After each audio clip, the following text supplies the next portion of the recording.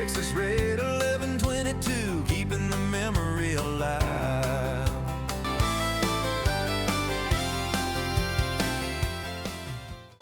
Well, hello everyone. It's Texas Raider. Yeah, I'm here in the hobby room. And here is the model that's going to be built. In part one, we're going to be using brown paint to paint the 8 struts. Now the struts that go to the SPAD, which is this one, hold the wings to, and all that, and give it support. So we're going to be painting the struts, but I'm going to go with a finer tip, and I think I'm going to go with this little one, which is a number 0 from Tamiya modeling brush. So now we're going to take the paint, because you always need to shake your paint. You see this little 4 E's is what it's called. FOR space E and then apostrophe S. It's 4 E's, and what it does is that you can take your paint and touch it, and as you can see, I don't know if you can see it on camera, but it shakes the paint. So anyhow, let's shake the paint.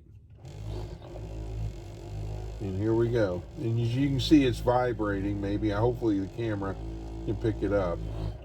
And then we're going to turn it upside down.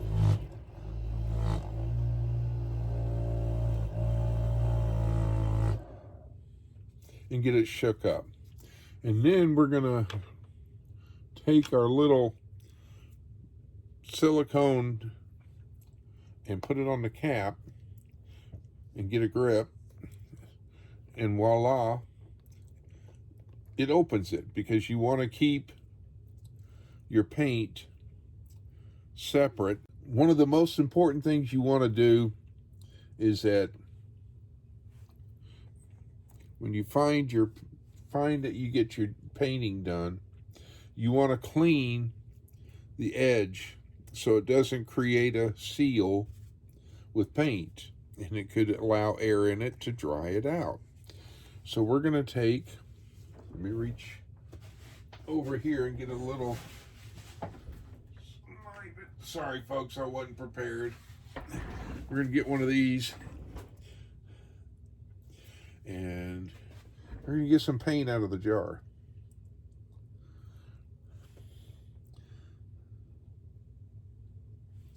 That ought to work.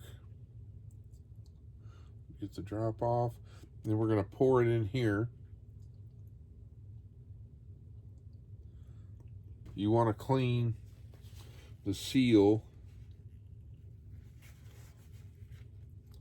around it so it's glass on glass, so that when you recap your paint, no dust particles or any air can get into your paint. And you want to make sure it's nice and sealed. So there we go. And then get our trusty paintbrush.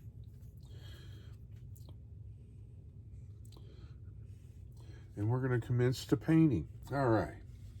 I've got another camera mount that's coming tomorrow. And it is supposed to be magnetic, or not magnetic, excuse me. It's going to go on the on my table here and clamp to the table, and I can actually get close-ups of what I'm doing, so better for that. And as you can see, we're getting some paint on one side. So we'll do one side and then we'll do the other. Probably have to do another coat.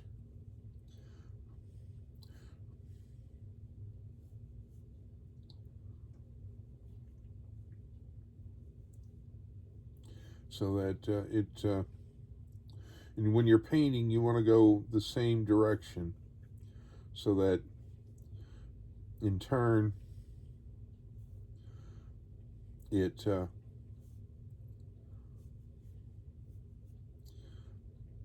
doesn't leave any marks. So there you go. So we're going to set it down. I'm going to clean my brush for the time being. And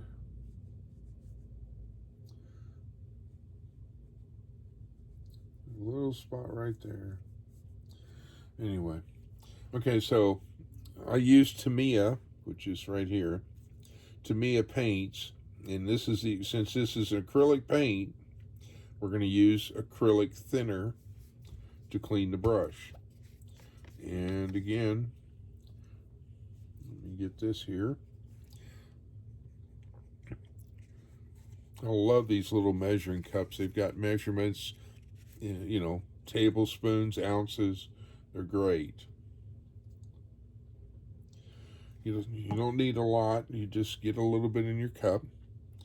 And then you're going to sit here and clean your brush.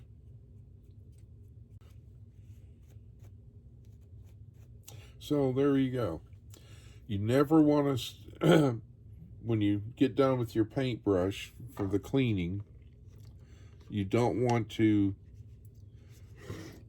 ever leave your paintbrush in the solvent or the thinner, because it will damage the bristles. It'll curl them up and all that. So what you want to do is find a little spot you can keep your paintbrush erected. And of course I put it right there by the paint that I need to re-put back in. But as you can see, it won't take long for that to dry because it's a thin coat. And then we can paint the other side. So let's see if we can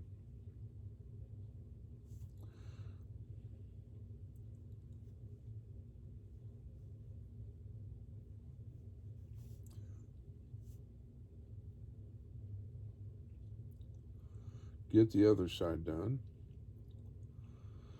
And then we can be done. Let this dry.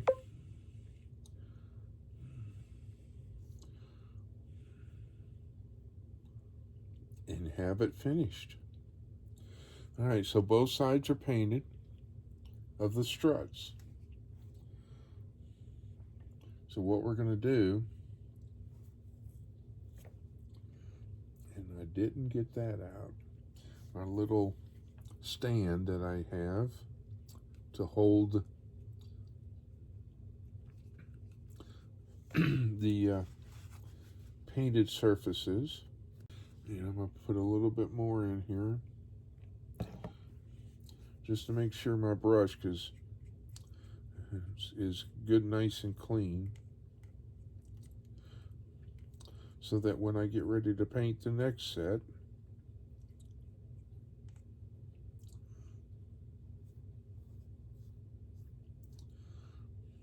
it will be ready to go. Okay. All right, so now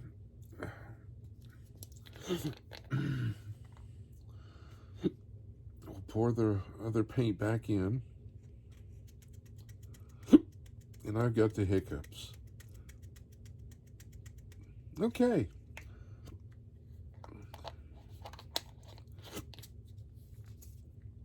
Make sure that's good and tight.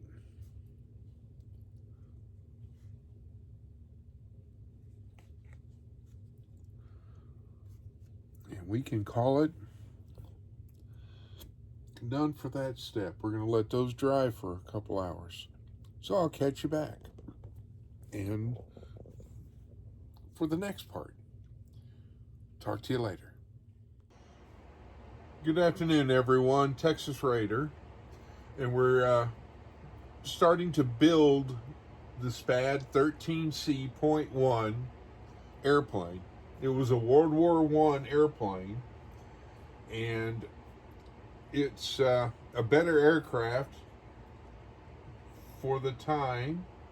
And what I'm doing here is I'm putting on the struts onto the main upper wing.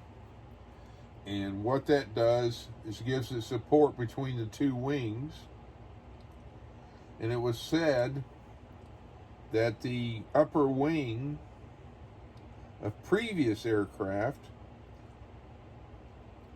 that the SPAD did replace had the fabric, because the wings had fabric on them, and those fabric would tear off. So they came out with the SPAD, which had a faster and higher climb. And so basically it was came out, like I said, back in the early 1900s of World War I. And as you can see, so on the wing there's 8 total supports. So now we got that going. All right, so now we're building on the fuselage. We put in the elevator, or in the tail fin section, and we've got to let those dry. And from there, on the other half, we've installed the seat that the pilot is going to sit in. So I'll be gluing that, but I've got to let this glue dry for a bit and all that. I want to say that in the SPAD 13 had a 220 horsepower water-cooled engine, which gave it, I think, a top speed, if I recall correctly, of 236 miles an hour or something like that. But that would have been in a dive. And so in turn, with all that being said, 126, excuse me, I was incorrect, 126 miles per hour. I was going to say, it's not a jet. And but anyhow, it also came with 2 Vickers 30 caliber machine guns, which are going to go on the front here shortly. And they're in between the V, and then in between these 2 right here are the guns. And I'll be gluing those onto the fuselage right up here in front of the pilot. So that's what's going to happen next. All right, we're going to see if we can glue the pilot onto his seat, and then we'll connect the 2 fuselages. For those that don't know, some famous aces back in the World War I era who flew the SPAD, or this aircraft. One of them was Eddie Rickenbacker, which, if you know anything about history or know anything as far as World War I, or the early stages of pilots and their crates or planes, Eddie Rickenbacker was a very famous ace during that time. And he flew this SPAD airplane. Let's see. But Eddie Rickenbacker had his own airplane that was a SPAD, and it had it decked out, and it had a top hat, was one of the insignias on his plane. The SPAD itself was used by Allied forces, or U.S. forces back in those days, and at the same time France also flew the SPAD 13. All right, here we go. We're going to put the 2 halves of the fuselage together on the SPAD 13. And see if we can get everything to line up. So here we go.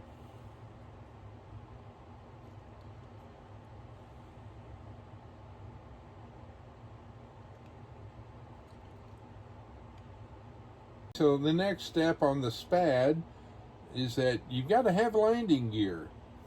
So I've got to put the landing gear on so that the plane can obviously land. Okay, we're gonna let that dry now. All right, continuing on the SPAD, let's throw the lower fabric wing onto the fuselage. Let's get all that glued in, or glued up. But Eddie Rickenbacker, if I didn't tell you, I mean, I know I said that he's an ace, but he had 26 confirmed kills in a SPAD that was his plane. Obviously, this isn't his, but it's one just like it. So, anyhow, it was one of those barnstormer type planes. I mean, got the engine going, you had a throttle and a stick and some rudders, and that was pretty much it. You were flying by the seat of your pants, which is always a fun time. So, oops, just knocked a piece off. I'm going to have to re-glue it. All right, there's the lower wing. It's time to put decals on the SPAD Type 13C.1. And so what I've got is I'm getting ready to get one out. It's been sitting in the water. And we're going to put it right here on the lower wing. So, see if we can get her done.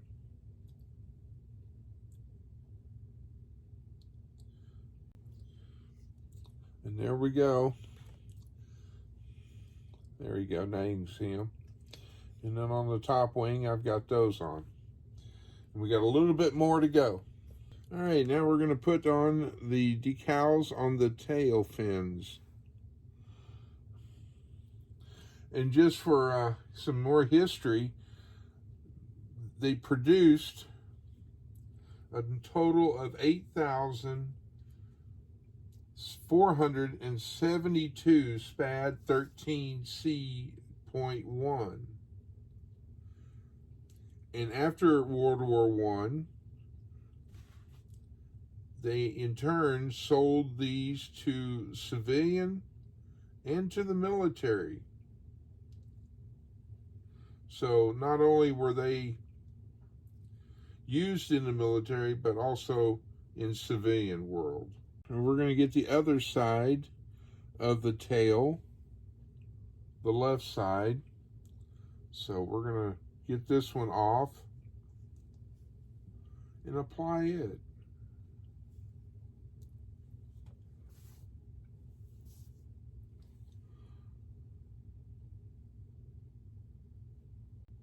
So putting on these decals is a very slow and tedious process and requires a lot of patience.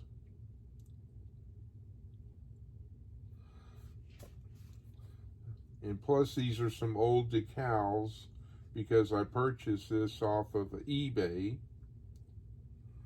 And of course some of them tore, but we'll make do. See you at the next one. All right, now we're going to put the eagles on, which will go over the fuselage. And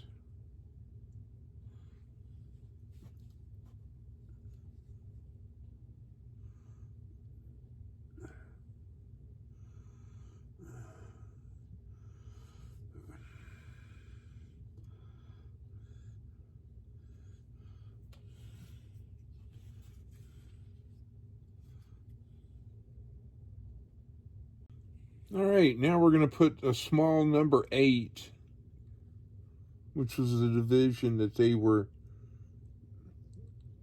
flown in. If I can get it out of here.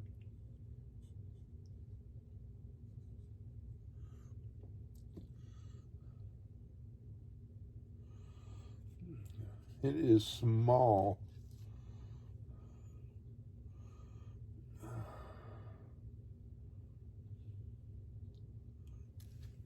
And of course it doesn't want to cooperate, so we're going to give it a best shot.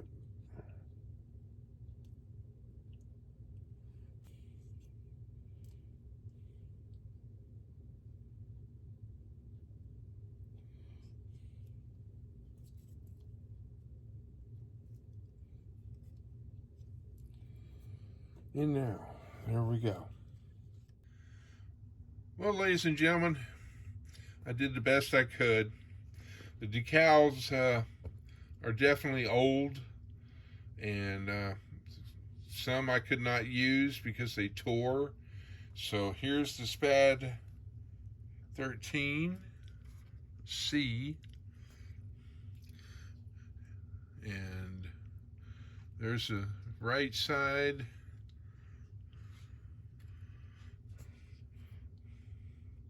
The front side of it, and final, the left side. And where you see the little white mark right there is the decal that tore, and I gotta wait till it dries, and I'm gonna have to touch it up and remove it. So anyway, thank you all for being a part of this. I greatly appreciate it. Remember to, if you like this kind of content, hit the like, subscribe, so you get notified when I build my next model. Y'all have a great day. God bless. We'll see y'all later.